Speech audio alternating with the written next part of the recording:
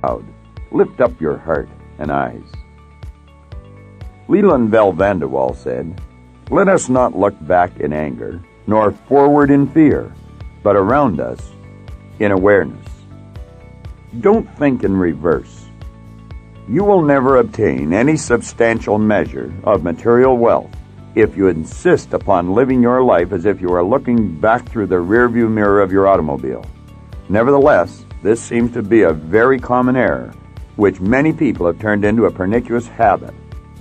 That is to say, many of us spend most of our present moments floundering mentally in the time zone of the dead and should-be-forgotten past. Let the dead bury the dead.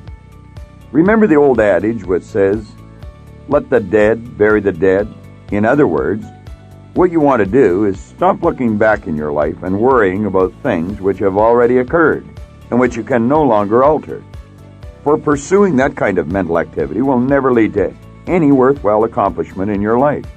You should understand, moreover, that all of the great achievers of the past have been visionary figures. They were men and women who projected into the future and did not belabor over things which had already passed.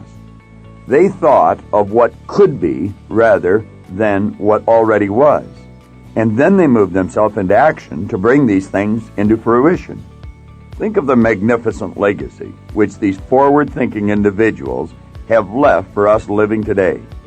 Due to their formidable efforts, we are now able to enjoy breakfast in Paris, lunch in New York, and dinner in Toronto.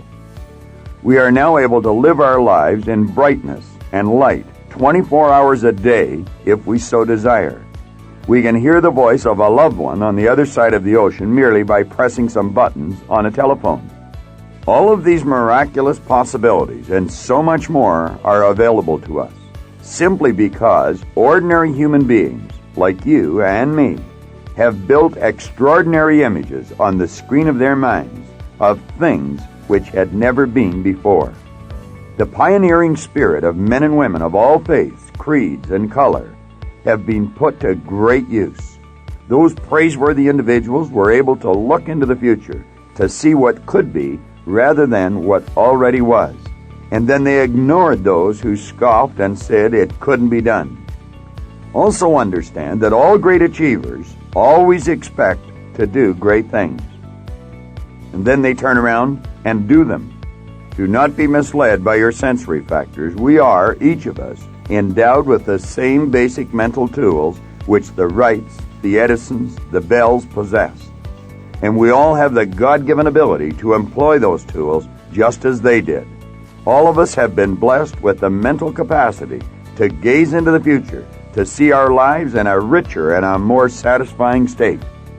Therefore, regardless of the present circumstances in which you find yourself, clearly understand that if you can build the image of something new in your mind, something that far surpasses anything that has occurred up until now, you have the ability to realize that result in the physical world. It could not be more clear that all of us have been born rich in the sense of having a magnificent God-given potential which we owe ourselves to nurture. Just how great is this human potential? Let's check with the experts. Dr. Alexander Rich, professor of biophysics at MIT, has estimated our central nervous system contains from 10 to 100 million cells, each one of which has a storage capacity equal to that of a large computer. If his estimates are even close to being correct, it would imply that the human mind has the capacity to store all of the known information in the world with room to spare.